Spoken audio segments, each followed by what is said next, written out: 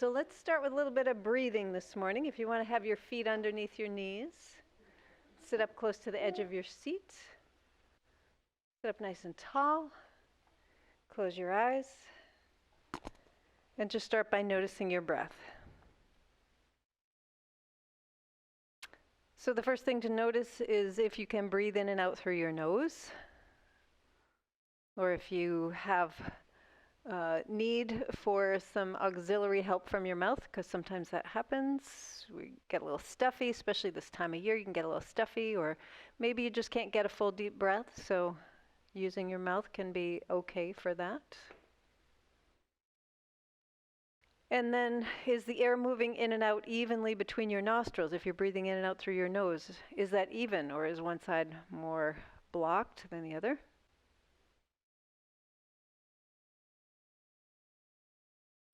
And as you breathe in, can you feel your belly rising and falling?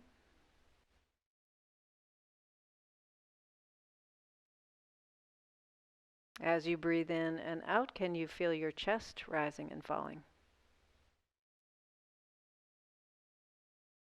And if the answer to those questions is no, then slow your breathing down.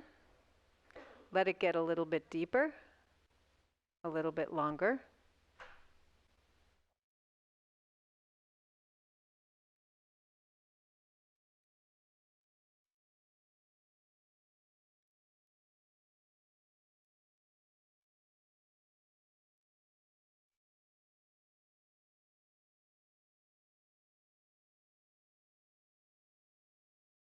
So as you continue with these long, slow, deep breaths, I'm going to ask you to create a little bit of a yes movement with your head. So on the long inhalation, you're lifting your chin up.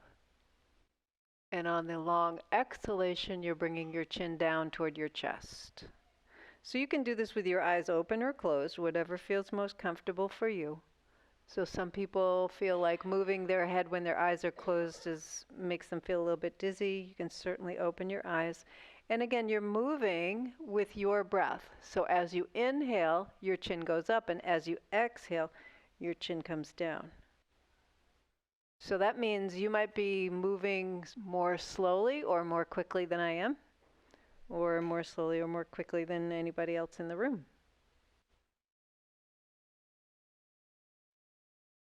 So it takes a whole inhalation for your chin to come up and a whole exhalation for your chin to come down.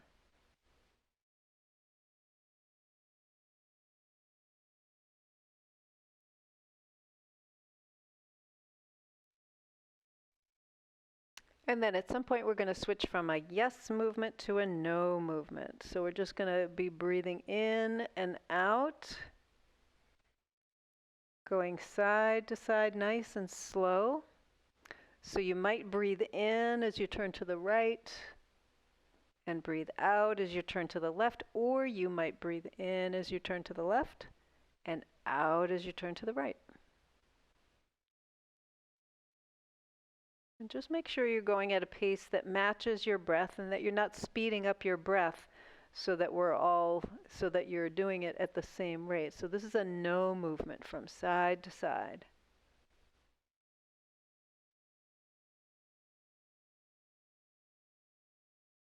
Good. Still breathing nice and slow. And the next time you come back to center, we're going to add the two together. So breathing in and out, let's do a yes. And then for your next breath in, we're going to do a no.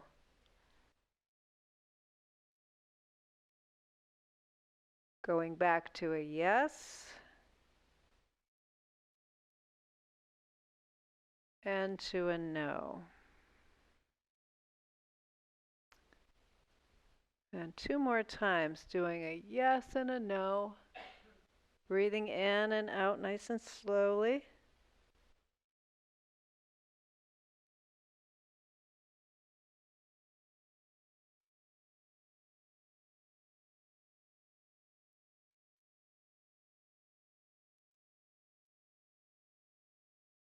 And then coming back to stillness, just kind of pause for a moment.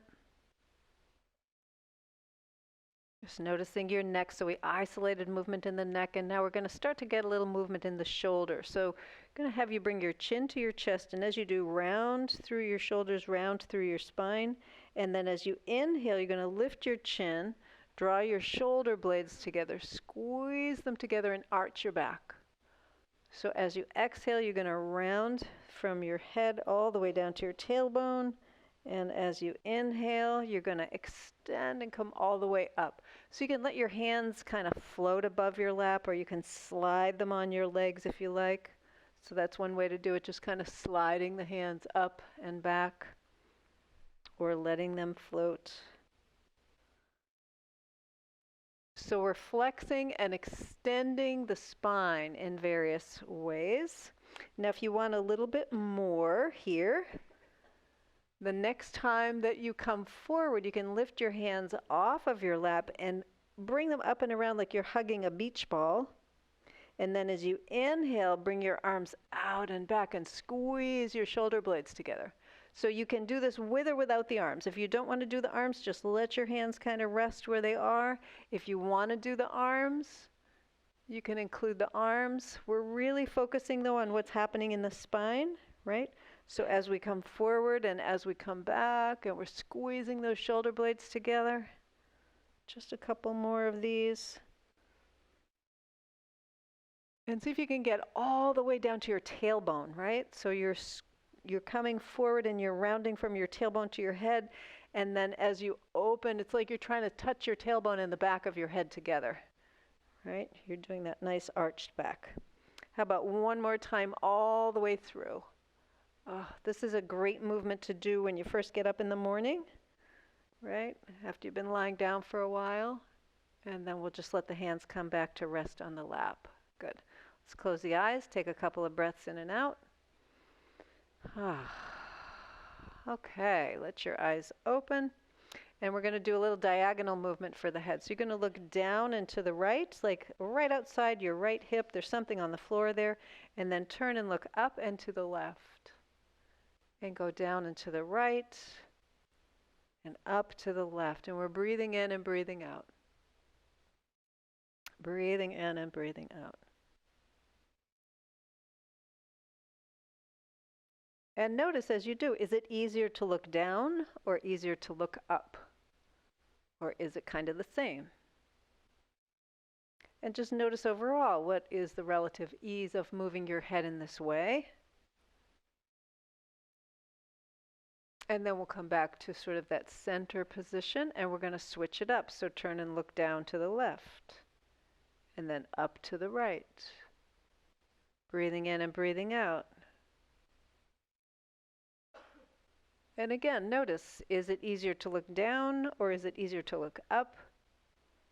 When you have your head in this position, is it easier on this side than it was on the other side? Just a couple more. Good. Okay. And then coming back to center. Great. We're going to move down to the, actually, let's go to the shoulders. So let's roll the shoulders up and around a few times. Yeah, we'll get some movement in the shoulders. You can move your head a little bit if you like. And then switch the direction of your movements for your shoulders. Good. All right. And then we're going to get to some movement for the elbow. So last circle with the shoulder, and then we're going to extend the arms down, and we're just going to bend and tap. Okay, so just a nice, easy bend and tap. And breathe as you're doing this. Great. Okay, and then the next time that you tap your shoulders, instead of going back down, we're going to go up overhead. And then we're going to go down, right? So that's the whole movement, going up and over and all the way down. Breathing in and breathing out. And as you lift up, imagine you could lift yourself right up out of your sitting bones, right? So you're lengthening your whole spine, getting a little bit taller. Everybody doing okay? We're breathing in and breathing out somewhat. Enough to stay upright. Let's add a little something here. So the next time your arms are up overhead, we're going to pause and we're going to circle at the wrists. So we got a little wrist action going on. And then we're going to bend the elbows and come back down. So we're going to continue to do that. So when you go up, circle at the wrists and try and reverse the direction, right? So do like 2 or 3 circles and then come down. You might be going at a different pace than me or anybody else. That's okay. Keep going, right? So we're doing this nice circling. Keep going with that. I got to take that off because it's making a lot of noise. Okay, so we're up overhead. Great. And then down. One more time, wherever you're at. And then you're going to hold your hands on your shoulders. Okay. So let's make it a little more interesting. Instead of bringing both arms up, we're going to bring one arm up and the other arm down. Okay? So as you breathe in and out, we're just bringing one arm up and the other one down, and then we're switching, right? And think about a diagonal stretch through your body. So when you lift one arm and you lower the other arm, think about that stretch. How can you get a stretch a little bit more through that diagonal part of your body, right? It's like you're wearing a bandolier and you're trying to get that bandolier stretched across your body. Great. Okay, pretty good. Great. One more time. And we'll meet up with hands on the shoulders. Let's make it even more interesting. So when you bring one arm up and one arm down, we're going to add the wrist movement, right? You know the circling movement that we just did? But here's the caveat. You can only circle your top wrist, not your bottom wrist. You're only going to circle... Oh. No, we are not doing anything topless this morning. You can do that in the privacy of your own home. But we are going to go the top wrist and circle that. Got it? I'm going to be careful about that. And then come back down. So when we go to the other side, top wrist and down. Yeah, we got that, right? Oh, that seems easy enough. Good. So we're just doing that, and that bottom wrist is just kind of hanging out. Okay. One more time. And down. Okay, we're going to make it even more interesting and fun. So this time we're going to do the bottom wrist. Not bottomless, but bottom wrist. So we're doing the bottom wrist. And the top is staying steady, right? Good. Bottom. Got to think about that one a little more, right? Yeah. Because we don't often wave to the person on the down low. We wave to the person up high, right? Good. Couple more. Good. Great. And you're breathing, yeah? We'll say yeah. Okay, last time. Great, so we're just going to kind of hold this here, and then let's circle those elbows up and around. Get some nice big movement here. If you want, you can take your hands off your shoulders, get the arms going here. So we've got this nice big movement. One of the things you can do as your arms come back, turn your palms up toward the ceiling. And as your arms come forward, they're down toward the floor, if you're going in that direction. If you're going in the other direction, it's the same thing. You just got your hands going the other way. Let's switch direction just for balance, right? So notice right side, left side. Sometimes it's really obvious when we're doing both our arms at the same time that we've got a little bit more of a limitation on one side than the other. Okay, then let's take the arms straight out to the sides. Okay, so got the arms out to the sides. What we're going to do is we're going to turn, sorry about that, I should have had you check your chairs. We're going to turn the palms toward the back and then up and around and then turn them forward and back up. So we're rotating. Now if it's hard for you to do this with your arms extended, you can do it with your arms down here. Right, so if you've got a shoulder that's giving you a little bit of crankiness, a little bit of attitude this morning, you can do it that way. You can do it this way. You can do one. Right? So it depends on what you got going on. Okay. So now let's see if we can do the opposite from right side to left side. So I've got the right side I'm turning up and the left side I'm turning down. So it's like you're twisting, it's like from your right hand to your left hand is like a washcloth, and you're twisting it, you're wringing it out, and then you're wringing it out, and you're going from side to side. So we're getting some more and varied movement for the tissue from the fingers all the way up to the shoulders. Good, just a couple more of these. Great. And then we can relax the arms down. Let's roll the shoulders, and then let's just squeeze and extend the fingers a little bit. So just trying to get everything from the shoulders all the way to the fingers opened up, alive, and ready to go, right? Okay, and then shake everything out. So now we're going to combine all of those movements in something that's even more complex. So it's good for us to do complex movements, especially when we're taking joints through different ranges of motion. So your shoulder, you know, is very mobile. We can do all kinds of things with the shoulder. Your elbow, though it looks like a hinge joint, like it just does this, it actually has a little bit of rotation in your elbow as well. So this particular movement gets at that. Take your right hand out to the side like you're saying stop.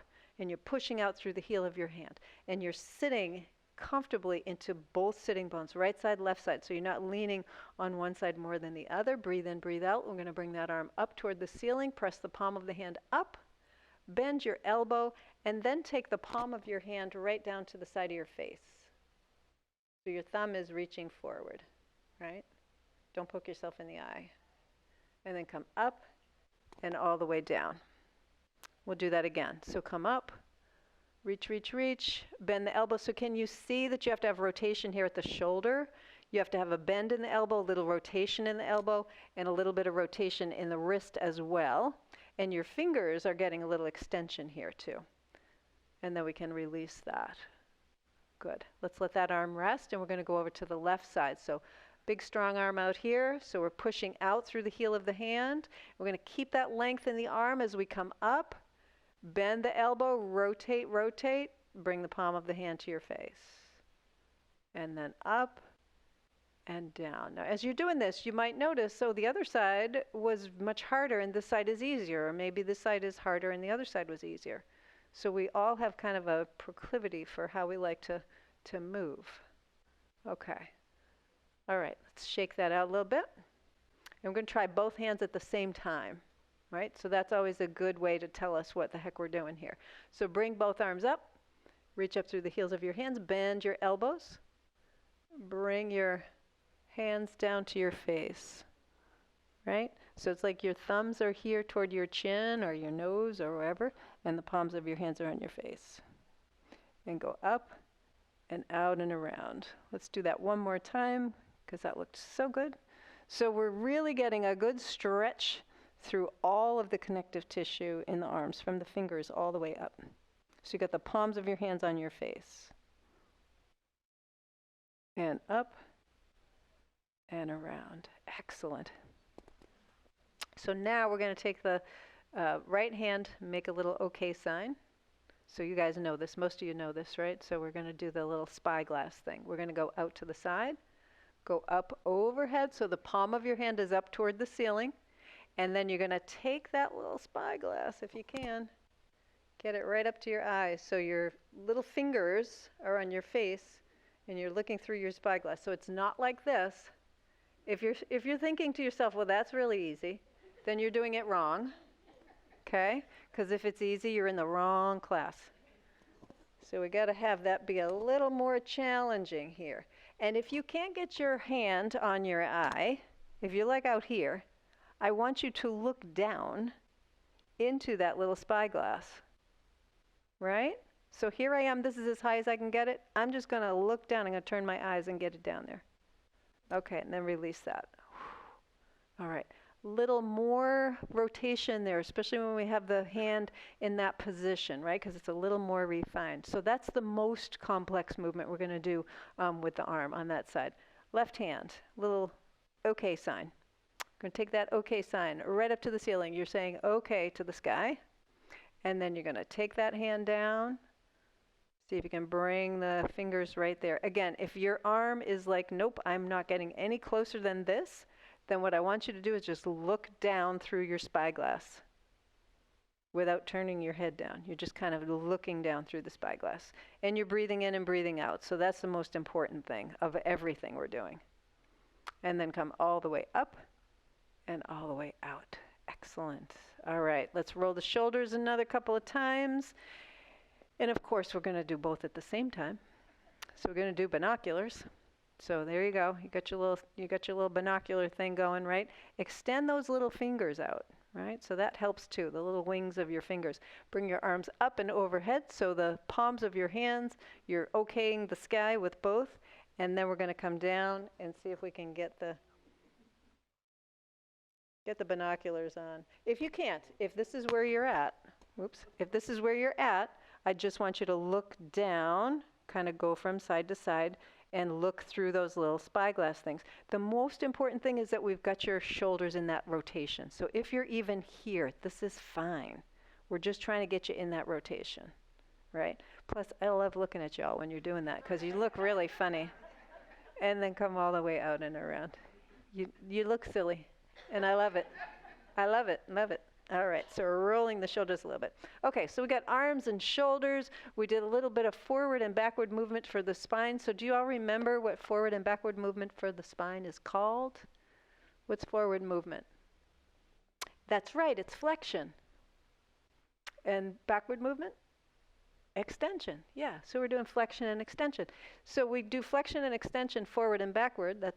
Those are two of the movements that our spines can make. And then the two other movements that we do are side bending. So we got flexion to the right and flexion to the left, right? Let me explain that a little bit. The word flexion means that we're bringing the ends of something closer together. So when I move to the right to bring my shoulder closer to my hip, I am flexing on my right side. But guess what I'm doing on my left side? Extending. Yeah, cool. So I'm going over to the other side now. I'm flexing on the left, and I'm extending on the right. So that's another movement series that your spine does. So those are two more movements, right flexion and left flexion. So let's do that a little bit. So we get the shoulder going toward the hip on the right, and then the shoulder going toward the hip. And I want you to go with your shoulder. So don't lean with your head. So a lot of people will do this, right? I want you to lead with your shoulder. Drop your right shoulder down. So start here. Actually, bring your hand to your shoulder. That's a good way to kind of figure this out. With your hand on your shoulder, just kind of push that shoulder down, right? And release. So you shouldn't be moving a whole lot to that right side. You're just pushing the shoulder down and releasing. So take your left hand, put it on your shoulder, and push it down a little bit, right? So don't move your shoulder with your shoulder muscles. You're moving it with your hand. You're pushing down. Not yet. Nope. So can you feel that? You feel that movement is happening from the shoulder. So that's how to initiate this movement, is with the shoulder. Okay? So now what I'm going to do is I'm going to bring that shoulder closer to the hip and then back up. You feel the difference when you do it that way? Right? When I do it that way versus this way. Right? So try it. So go this way and then go this way. Big difference. Yeah? Good. Okay, let's try it on the left. Now the left knows more than the right because we just instructed the right. The left is going, yeah, I got this. So we're just going to take that left shoulder, just give it a little push down and release. Now you might have a lot of movement or you might have very little movement. But we're just trying to initiate the movement here with the shoulder. So once you got that, once you kind of got that brain connection there, then you're going to bring the shoulder down toward the hip and then come back. And the shoulder toward the hip and then come back. And you might want to breathe. Just saying. Okay. So we got that, right? So we've got that flexion to the right, to the left. We're going to make it even more interesting because when we walk, especially if we walk on uneven ground, or we're walking in a way where one hip has to hike up a little bit more than the other. If I'm climbing something, right, and this hip has to hike up. If I were to just bend to do that side flexion, this is how I would climb. That's not very useful for balance, what's more useful for balance is that my head stays level, right? And I use the rest of my body to get there. So we're going to train that a little bit, because this is something we lose as well. When we move to the right in that flexed position, if the head goes in that direction and we're walking on uneven ground, we've now lost one of our main modes of balance, which is our vision. Because now my vision is going like this. And that's going to make me a lot less stable on my feet. So when you bring your right shoulder to your right hip, or before you bring your right shoulder to your right hip, I want us to level the head and level the eyes. So one thing that you can do is take your hand in front of you and bring it at a, so this, you're creating your horizon, right? So if your hand up here, you can't see it, if it's super blurry, bring it to a place where it's not so blurry. And you're going to keep your gaze level on your hand as you bring your right shoulder to your right hip. And then come back. You got that? So you're bringing your right shoulder to your right hip, but you're not letting your head go in the same direction. Yes. Oh, did I say right? I'm sorry. Yes. Left arm is raised. Sorry. I was not clear on that. Yep. So left arm is raised. And we're moving to the right, and we're keeping level. Now, somebody in the last class told me that if you're in the right seat in this room, when you do that, that little bird sits on your hand. I thought that was really cool. So if you're in a seat, so if you're in a particular seat where you've got that level and you've got a little bird on your hand, focus on the bird. Right? I thought that was very cool.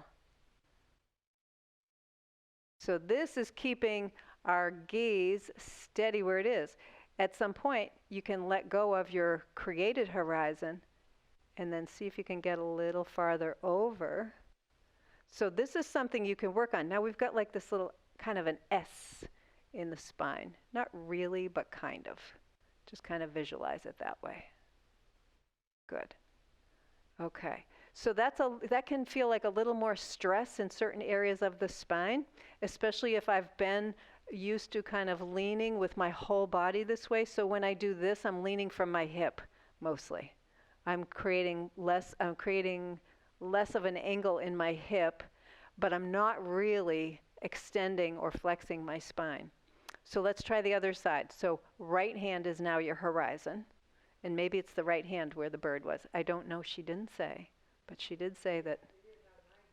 Oh, good. Okay. All right. So we can corroborate. So if you got a little bird, yay for you. So what you're going to do is you're going to bring the left hip to the left shoulder to the left hip, and you're going to keep your gaze on your hand, right? So the hand stays steady, right? And we're not doing this. We're trying to keep the head level. And we don't want to move and then level the head. We're trying to keep the head level as we move. Just a couple more, and you can take away your horizon or not. So if you like having the horizon there, keep the horizon there. Good. Okay. So did anybody notice it was easier to do that on one side than the other? Yeah. So for a lot of us, we have more capability to flex on one side than the other. And that's something to work on. So what I like about doing these things one side and then the other side is that it's very informative about where the restriction is. So if I'm tighter when I go to the right side, if I'm tighter than when I go to the left side, I might do my exercises maybe twice as many on the right side, just to kind of get things moving. So those are two more movements for the spine. Flex to the right, flex to the left. And then the final movements that our spines can do, or the final two movements that our spines can do, have to do with rotation, right? So we can flex forward and back, we can move side to side, and then we can rotate. And rotation, this is something I talk about a lot in the splay ground, is we do a lot with strength training, because strength training is important. It's important to keep your muscles strong, but we also have to train power, because we lose power before we lose strength. And power is simply strength over time. So the reason I say that is because power, most of our power in movement, just about any movement in the world, you get more power through rotation than you do from simply forward and back or side to side. Rotation is what gives you the force to get into that power. So we're going to do a little bit of work on our rotation here. Take your arms in front. We're going to call this 12 o'clock. And all we're going to do is take that right arm out to 3 o'clock or 4 o'clock or wherever you can get to and come back. And then I want you to go to the left. And we're going to do the same thing. So you're keeping your body facing forward. And we're just extending one arm out as far as it'll go. We're reaching towards 6 o'clock on both sides. So the reason we're doing this, well, first of all, most of us who've been here for a bit, we've been doing this probably for the last couple of months. So the reason I'm having us do one side and then the other, like right in a row here, is so you can really see. So the next time you have one arm back, I want you to hold there. Just kind of do a mental snapshot. Where is that relative to that 6 o'clock position? Am I close? Am I miles away? Where am I? And then come back. Doing the same thing on the other side. I want you to interrogate that same thing. Am I close? Am I really far away? Is it different than the other side? Is it a lot different or just maybe a teeny bit? It's like negligible.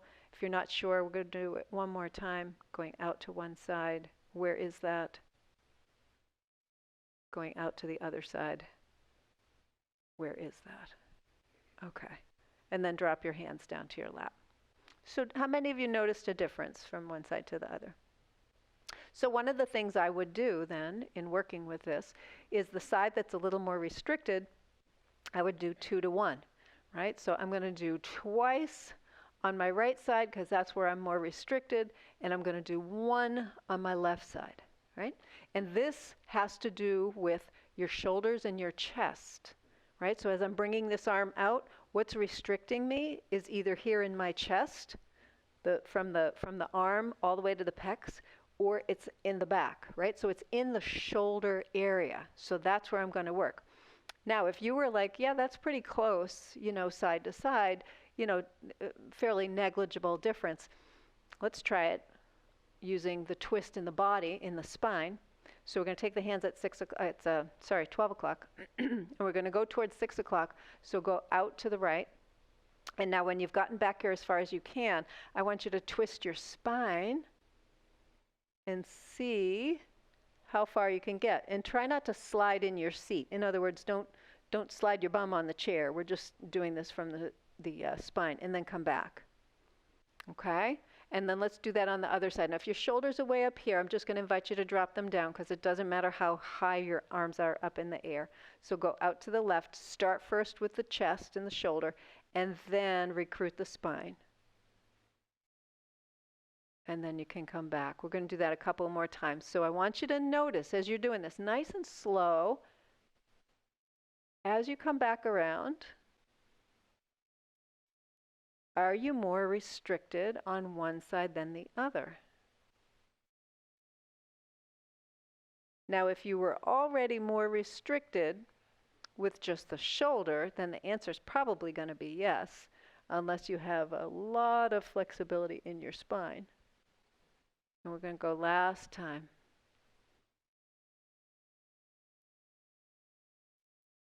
Okay, and then release your hands. Okay, did anybody find that movement by twisting, that there was a difference, but not a difference when you weren't twisting? Yeah. So the issue for those of you who found more restriction in the twisting is not that your chest and your shoulders are tight, but that your spine needs more rotation, right? So for that, what I would suggest is that you do the whole rotation. Okay, does that make sense? So we broke it down. If when I come out to the side here and I'm not twisting my body, and one side doesn't go back as far as the other side, that's an issue in my shoulder. So I want to work my shoulder. So this is where doing the exercise is sometimes the diagnosis, right? This is where we can say, oh, that's where it is. I don't need more rotation in my spine. I need more opening in my chest. as opposed to the folks who said, yeah, this, not turning my body, this is fairly equal. But then when you asked me to turn my body, I could only get here on this side, but I could get way around here on this side. Oh, that's an issue with the rotation. So it's something in the, not just the spine itself, but it's something in the side of the body that's restricting that. So again, I would do 2 to 1. That's how I normally would. Yeah.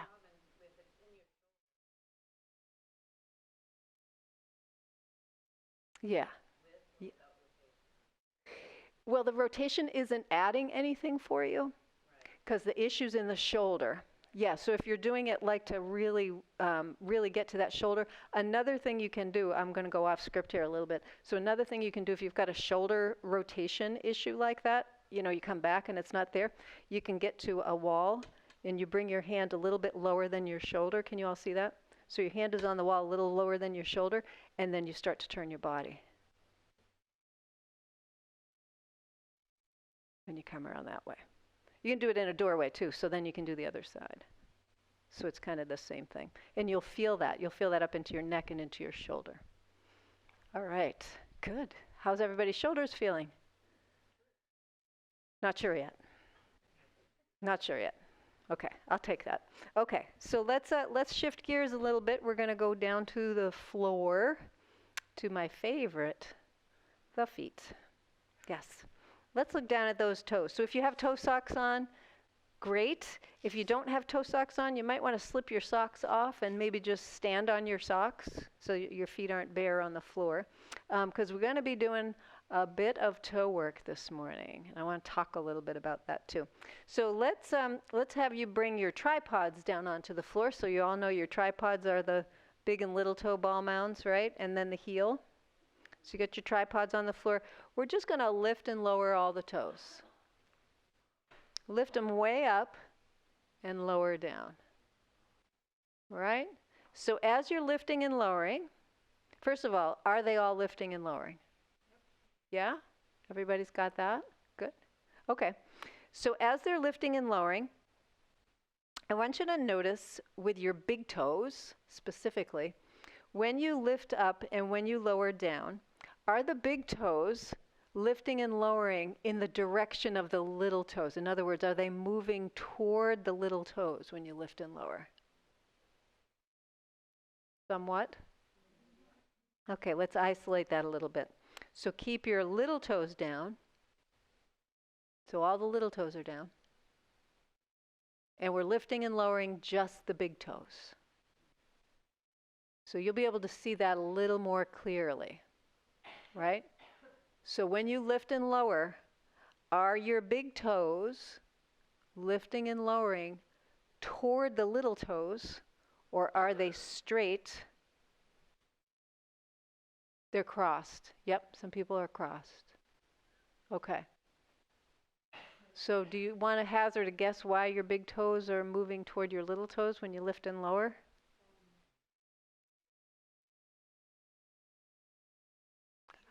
Shoes. Shoes, yeah. The answer in my class is almost always shoes. Yeah. So shoes with the narrow toe box create a bunion. They create that position for your foot. Think about this.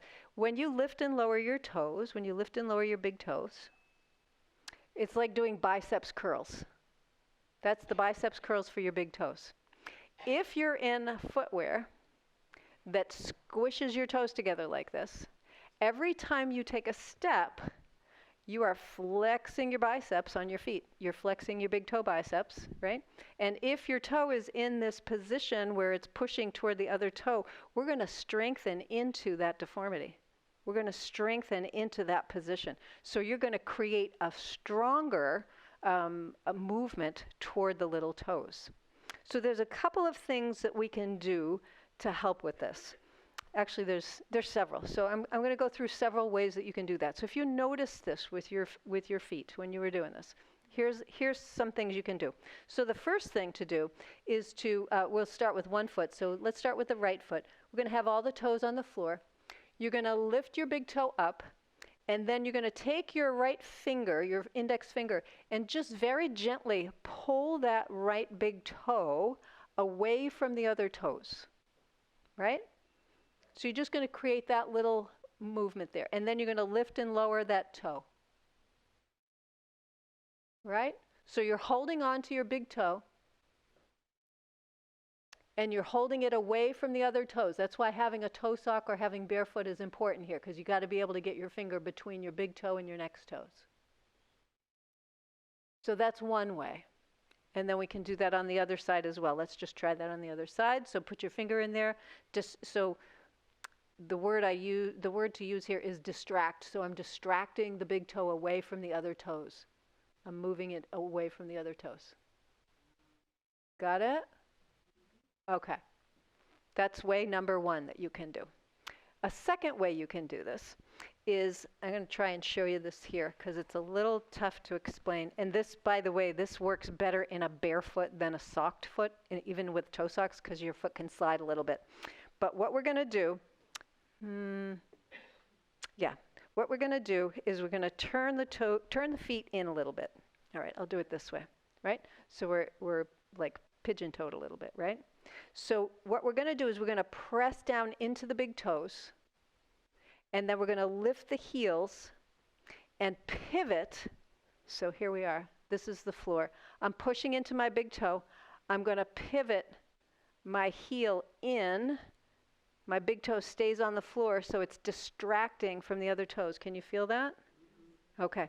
And then you're going to place your little toes down. Right? Does that make sense? No. Okay. So we'll try it again. So we're just going to bring the feet in slightly, right? You're pushing down into your big toes, and then you're lifting your heels and you're pivoting your heels in. So we're pinning the big toe to the floor.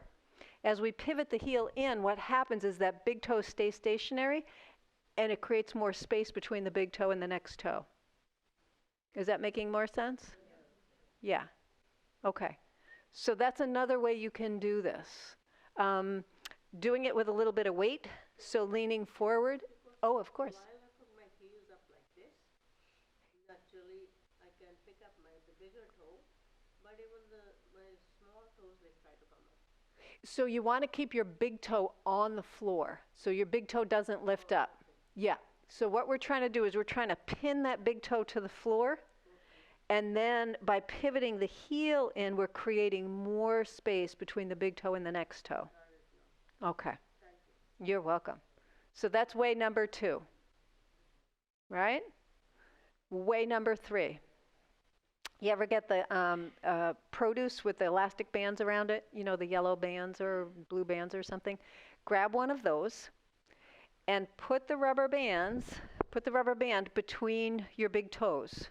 Right? So you just loop it around your big toes, and then you just slide your feet apart enough that the rubber band is giving a little bit of pull to the toes, so the toes are pulling in toward one another a little bit, and then you do your lift and lower with the rubber band on. Right? So anybody, what's that? It's around the big toes. Yep, it's around the big toes. We do this in the splay ground. So we've got banjos in the splay ground, the big bands, and that's what we do there. Yep. Did you have a question in the back? No. Oh. What's that? Oh, you have an elastic band with you. Great. Yes, exactly. So can everybody see that? That's the best one? What kind of elastic band do you have? A big fat one, yeah. Yep, that's what you want, a big fat one. All right. Yeah, that's a great way to do it because now you're strengthening. So when you lift and lower your big toe, you're strengthening your big toe bicep muscle. It's not really called the bicep, but I'm going to call it the bicep. So you're strengthening that muscle with the toe in the proper position. So this can help, I'm going to say this with a caveat. This can help with bunions. If you have what I call a baby bunion, which is where your big toe is moving just so slightly. So in other words, you look at your foot and you're like, there's no space between my big toe and the next toe. It's kind of there. That's a baby bunion. And this exercise can correct that baby bunion. So it's good to get it early. If you've got a more advanced bunion where that toe is crossing over or under, and it's not only that there's no space, but you've got an actual cross there, it is not going to fix the bunion. In other words, it's not going to correct it because we've got a structural issue now. This first ray of your toe, you got a big long bone in here, that ray has started to go this way. As your toe goes toward those toes, this bone goes that way. So that is not going to correct it, but what it will correct is the pain of the bunion. So anyone who has bunions knows that at certain times those bunions can be very painful. So that'll help correct the pain of the bunion. The only way to correct the movement of the bones is surgically, and that's what they do. When they correct your bunion, they don't take your toe and straighten your toe out. They actually straighten this bone out. They bring it back in so that that can go back where it was. So, yeah. Years ago, I bought these stairs.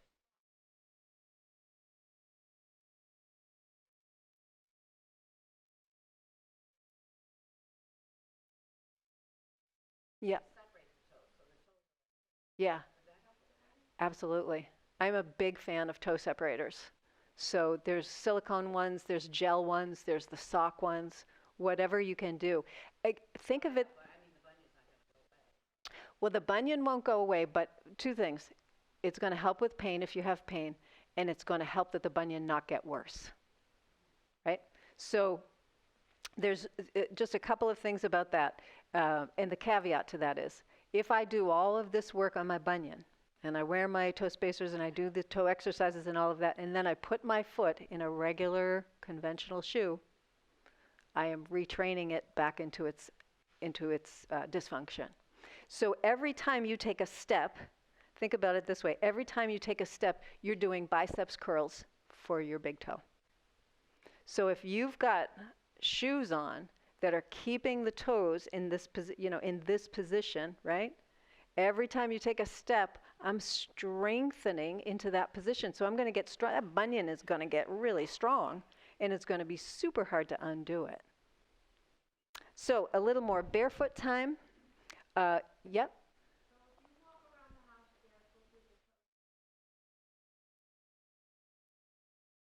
Absolutely. 100%. Yeah. Yep. So this is one of the reasons I love my wool toe socks, because I can have my toe socks on. I put my separators in over the toe socks, and then I put like a knitted slipper over that. So I have warm feet, like a knitted slipper or something with, something that doesn't have any structure to it. Something with the little grippy things on the bottom. Yeah, as long as it's not structured or really tight in the toe box area. So there's lots of ways to do this in the winter. Of course, in the summer, it's great because you just go barefoot and that's it. So I wear my toe separators, probably for a year. I was wearing them every day for 6 or 8 hours. And my feet were getting better, getting stronger. And now I wear my toe separators like after I go for a long walk, or if I'm on my feet all day. I like to do it at the end of the day. What I've really been loving is that every morning my husband gets up and puts his toe separators in. As soon as he gets out of bed, puts them in, puts his slippers on, and he goes off, and I'm like, yes.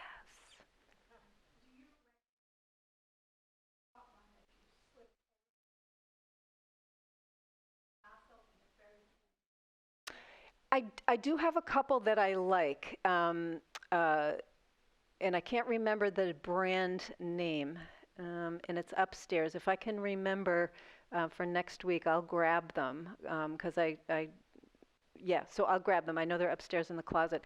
It's a little white toe separator, and it just goes between the toes. It doesn't wrap around the outside of the toes. It just goes between the toes. It's a little firmer than the gel ones that you can get. So the gel ones are a great start, but these are a little bit firmer. What I like about them is that I can get my socks on and off easily, and I can get my foot in and out of the shoe more easily. So yeah, remind me and I'll show you what they are. They're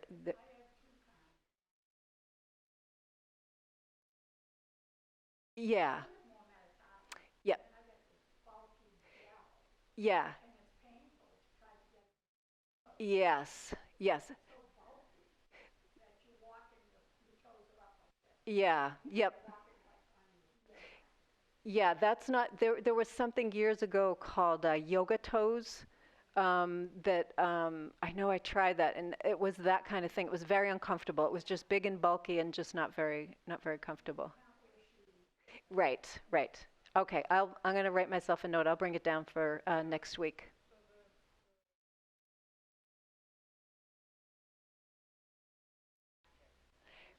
For feet first? Yeah, that's a great start. No, they're not. They're a great start, but those gel separators are very soft. So as you get used to that, you really want to go to something a little more advanced. The ones that I like, they have not only do they separate all the toes, but between the big toe and the next one, that separator piece has a hole in it. And you can put something in the hole to create even more space if you need to have even more space. And someone with a bunion, I would do that. I would do that with them. Did you have a question? Sorry. No? Okay. Oh, okay.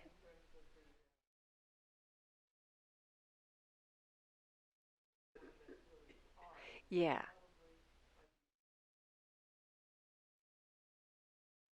Okay. I don't know. Yeah. Yeah. I don't know. Are the pedicure ones really hard? No. Okay. Switch it around. Okay. Yeah, I think like the ones that you see like at a spa, that's just to keep your toenails from touching each other, so it doesn't really do anything for the structure. Okay. Good. I got a lot of feet people here. I love it. Getting the word out about feet. Um, so where were we? Oh yeah, I gave you all some exercise, so some different exercises to do for creating some more space between that big toe and the next toe, right? We're good? You're learning about your feet, absolutely. Let's move on to ankles, because ankles are part of your feet too. Did you know that? Yeah. So let's take the right, and we're just going to point and flex.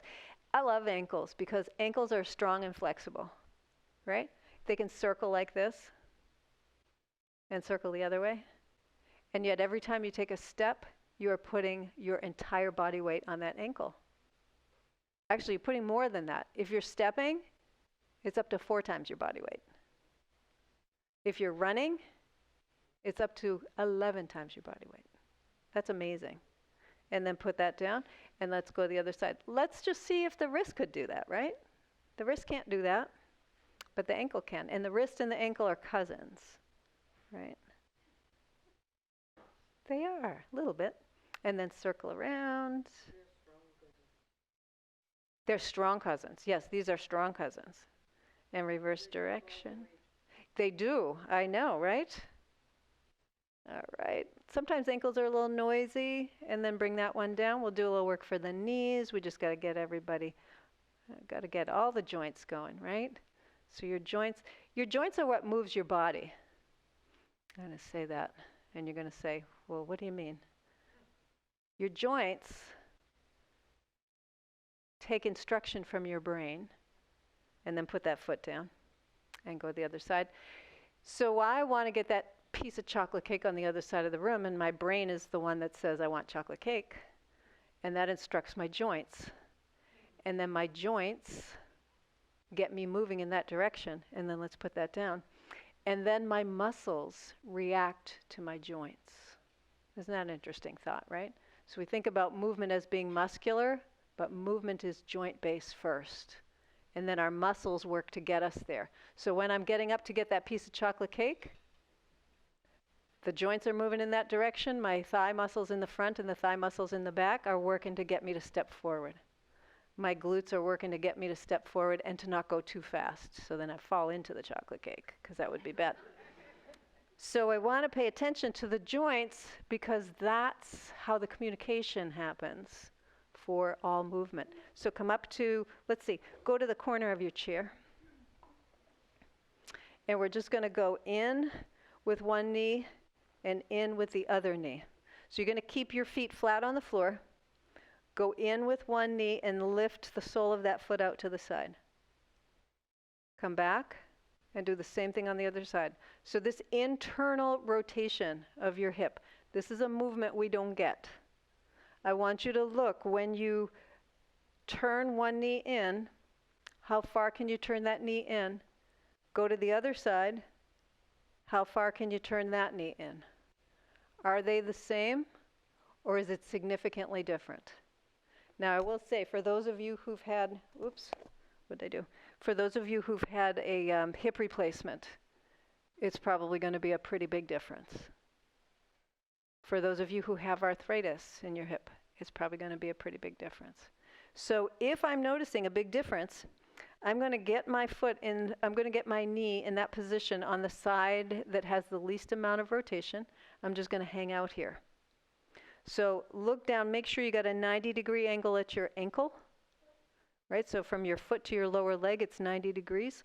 And your knee, same thing, you got 90 degrees. So this is just one leg. Don't care about the other one right now. It can be doing whatever it wants to do. So as I'm holding here, am I holding somewhere? My shoulder, my neck, maybe my pelvic floor, maybe my foot. Can I just relax into that and take some breaths? So we're just going to hang here in this internally rotated position. When I say internally rotated, I mean from the hip, right? So your leg bone is rotated internally. It's rotated inside, to the inside of your body. You might be feeling it in the hip. Some people might be feeling it down at the knee. Some people might be feeling it up here in the lower back. But yeah, we're definitely rotating that hip joint. So if you remember, your femur comes into your pelvic, the socket of your hip in your pelvic bone. And so what we're doing is we're kind of rotating it in a way that we don't normally get. And then come up. Just kind of take a moment, notice what that feels like. And then we'll do the same thing on the other side. So we're rotating the other side in. And again, I'm going to look down and make sure I've got a 90-degree angle at my ankle, 90 degrees at the knee, right? 90 degrees at the hip. In other words, don't want to be out here, right? So I'm kind of in here. So I just kind of got this little 90 degree, like a zigzag, I guess, right? Kind of like a zigzag look. So as I'm here, I'm thinking, well, this isn't so bad. Wow, that was interesting. The other side was a lot different. Or I'm thinking, wow, this side is much harder to be in this position, much less comfortable to be in this position. Another thing, I didn't mention this on the other side, but if I'm having trouble with this internal rotation, what I might do to kind of cheat my way into it without knowing is I might shift the weight out of that sitting bone, right? So can you do this with equal weight in your sitting bones? That's another thing, right? So come out of that. Who noticed a difference? Yeah. So again, I'm going to give you the 2-to-1, right? So if you notice a big difference, get into this position twice as long on the side that gives you a little bit of an issue or that isn't as mobile. Stay in that for twice as long as the other side. And one of the nice things about this position is we don't have to do anything. We get into the position and we just kind of hold the position. The structures, I'm just going to leave you with this last thought about this. So the structures that support your joints, the ligaments around your joints, the strong connective tissue around your joints, responds to stretching in a different way than your muscles do. Your muscles will respond to a stretch in 30 seconds. So if I want to stretch my calf muscles, I just get into this position. I need to hold this for about 30 seconds. I got a good stretch in my calf muscle. I'm good to go. I get on to the next thing. If I want to stretch connective tissue around the joint, so if I want to start to, when I think about stretching around joints, I'm thinking about how am I changing the conversation between my joints and my brain. So if I want to do that, it's a lot longer than 30 seconds. I'm going to hang out here for a minute or two, which can seem like a really long time, but I'm not doing anything. I'm just hanging out. And the more I can hang out, the more I can relax into my breath, the more I can see where I'm holding and compensating for that. So it's a little different, just a little different thing when you're doing joint kinds of stuff. Okay, let's close our eyes for a moment. We're going to take a couple of breaths. Oh, and feel just sort of the magic in your body, right? So we went from the head all the way to the toes, and I think we got everything. If we didn't, we'll hit it next time. So let's take a nice deep breath in. We'll let it out with a sigh. And you can let your eyes open. And thank you all for being here. And I do have another joke of the day. Oh, are you ready? Are you ready? Okay. Why did the shrimp not want to share? He was a little shellfish. Very good, thank you. Have a great week, everybody.